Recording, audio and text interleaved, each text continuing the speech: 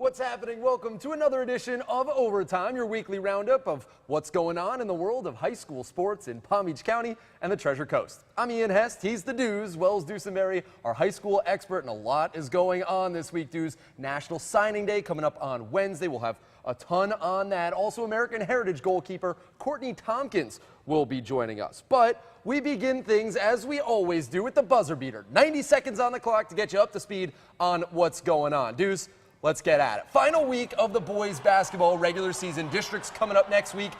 You got a big one coming up this Saturday, too. Yeah, Friday. Absolutely. Cardinal Newman and Dwyer are going to be going toe-to-toe on Saturday. Originally a Friday game, but moved to Saturday here. This is going to be two of the... It's too much. Two of the top teams in the area. Dwyer's really coming on strong, number 4 in our rankings. Cardinal Newman, they've been won nearly the entire season. So this is going to be a fun battle. Two athletic teams that can really get up and down. Really looking forward to getting these teams going.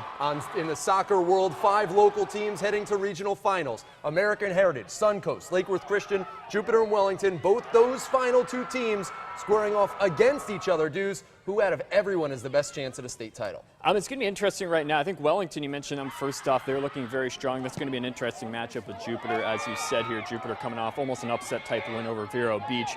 But then you look a little bit further on. Suncoast has been a surprise team here, knocked off South Fork last week. They're going to have a good shot there. On the smaller side, Lake Worth Christian, a school that's never won a regional playoff game before this season. They've already won 2. And then, of course, American Heritage, we can talk about a little bit later on. They're definitely going to be in the mix for another state championship as well. So lots of teams here really good here in soccer. I think our guest Courtney Tompkins a little later might have something to say about American Heritage's chance. Anytime we get to talk about competitive cheerleading, you bet we're going to Kings Academy. They're on a nice little run here. Yeah, that's going for 6 straight state championships in competitive cheer. That's impressive any way you put it here. So obviously, good luck to the Lions as they get set to go for another state championship. You can't argue that. 2, 1, and done. Nice job there, dudes. National Signing Day coming up next Wednesday. Thousands of high school football players will put pen to paper and sign national letters of intent to play college football. We will have 7 hours, wow, of live coverage on ESPN 106.3 and plenty of action as well on News Channel 5, including our Signing Day special at 7:30 Wednesday night on WPTV.com, right here. Some guys know where they're going to go, but dudes, a couple don't. So I'm going to put you on the spot. You're going to be our own little Nostradamus and talk about the top uncommitted players. Let's start at the top. Atlantic defensive end Sheldon Johnson. FSU, Miami, Virginia Tech, Michigan. Who's it going to be? Well, as the lower third says, I think it's going to be Florida State here. They're going to get the last crack at him. He's going up to Tallahassee for his visit this weekend. He's been pretty tight-lipped on his recruitment so far, but I think with Florida State getting that last swing at him, and he'll probably making a decision next week, but I think Florida State has the edge. I expect him to sign with the Noles. Dwyer corner. Jarius Adams was pretty solid on Rutgers for a very long time. Is that where he's going to end up? I don't think so. He's still committed to Rutgers right now, but he's someone that Michigan is going very hard after recently. Since Jim Harbaugh took over as the head coach with the Wolverines, they're making a big push. DJ Durkin, the defensive coordinator, former at UF, he's been very strong on him. He's going to take a visit to Michigan this weekend. I think that Michigan is going to be really too hard to pass up. Rutgers, I think it's going to be a tough balance here because Rutgers has been on J.J. Adams since the very beginning, and I think there's probably a loyalty factor in play there. But I think Michigan's going to be too hard to pass up for Adams. American Heritage's Chenard Davis. Plenty of Big Ten possibilities here. Will he join his high school teammate Desmond Kane at Illinois or stay a little closer to home? I think there's a very good chance he's going to do that. In fact, I think that's probably what will end up happening for him. Now, some of the other schools in the mix, Wisconsin offered him recently. He was set to take a visit to Wisconsin this weekend, but he's changed that at the last second. He's going to be visiting Illinois.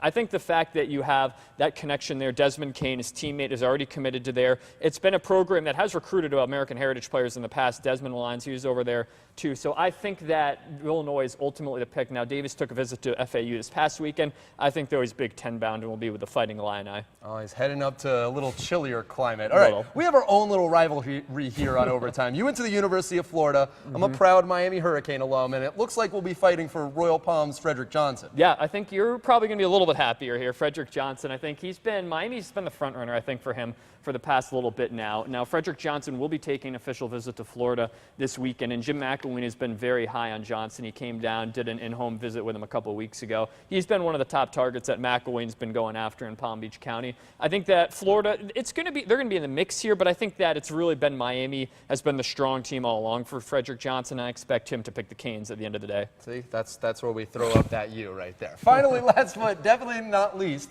The top player in our ESPN West Palm Papa John's Top 63, Boynton Beach's Lamar Jackson coming down to the wire. Yeah, one of the more interesting recruitment cycles here. He's been committed to Louisville for the past since August. But, you know, Florida's been going after him pretty hard. We mentioned a second ago how Jim McElwain was going very hard at Frederick Johnson. Another guy's Lamar Jackson. One of the first visits he took when he took this head coaching job was to go down to Boynton Beach and talk in person with Lamar Jackson. Now, they've got a lot of young quarterbacks on the roster, but I still think that allure of Florida is going to be very difficult to turn down. He's taking an official visit there this weekend, so the Gators get the last crack at him.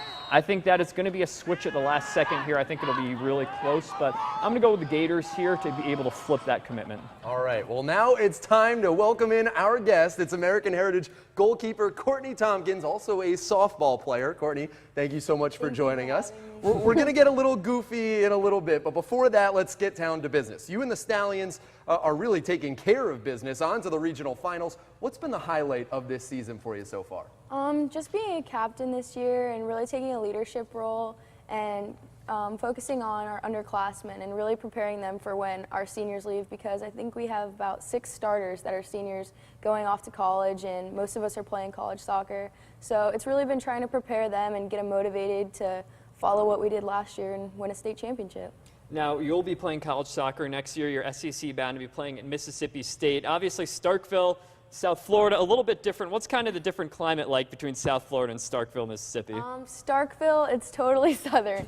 Yes, southern hospitality. Everyone's so nice. Everyone's so friendly. It's going to have some seasons. I'm looking forward to fall, and just really excited for the next step in my career. And cowbells, have you gotten a cowbell yet? Yes, I did get a cowbell for my birthday this year. That's good. You'll be hearing plenty of them over the next 4 years. All right, we want to play a little game with you. Now, we call it This or That. We're going to give you 2 options, and you got to tell us which you'd pick and why, okay? The first one is going to be soccer-themed or goaltender-themed, I might say. Okay. This or that, you got Goldberg the goalie or the Big Green, which we were talking, you might not have been born when the Big Green came out. Have you even seen the movie? But you're a Mighty Ducks fan? I've seen Mighty Ducks, I think, once when I was really young, so I'll go with Mighty Ducks. Wait, but in terms of goaltender, do you have a favorite movie goaltender? Anybody good at blocking things?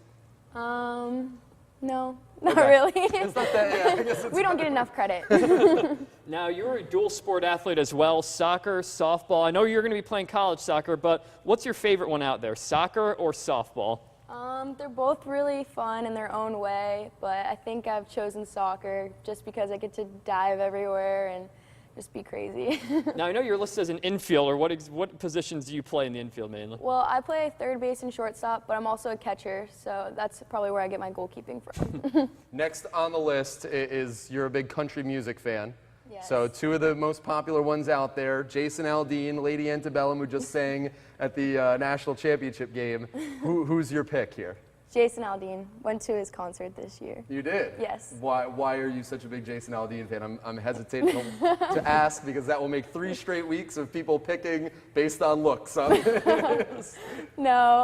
I just really like his music. He's a little bit more edgy, and I kind of like it. Do you have a favorite Jason Aldean song? I like Tattoos on This Town. All right. Well, we have a little prop here that I'm going to bring out that I brought. Oh my God. We have a little cowboy hat, and if you're heading up to the country and you like country music so much, I'm going to give this to you. I want you to put it on and sing a couple lines of your favorite country song. My favorite country song doesn't have to be... Or Jason Aldean. It can be whatever you want. Okay, I'll pick Me and My Boyfriend song, Shotgun Rider. You even have the little southern twang already. Do I? My dad's from the South. I don't know. Shotgun Rider. That's all I got. All right. That's impressive. That's very good. Well done. We put you on the spot. Well, that's impressive work there.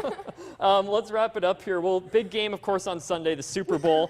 Are you more this or that, the game or everything that goes around with it, the halftime performance or commercials? Which one are you more? The game. Super Bowl parties, the game, I'm into it. Who's going to win? Seahawks, maybe. Right. Why? I don't know. I like their uniforms, and I'm pulling for them. All right. Well, American Heritage goalkeeper Courtney Tompkins, thank you so much for joining us. Time now for our coolest play of the last week. Probably the last time we'll have football for a couple months. Friday's Treasure Coast Space Coast All-Star Game, Fort Pierce Central's Nahari Crawford. from John Carroll's Jordan Watkins. Dudes, look at this celebration. Going Superman on this. Hey, you got to give it. Anytime you have a prop, then absolutely. And ref, just calm down, all right? You don't need to be flagging here. Get out of here. It's not Marshawn Lynch. It's not anyone here.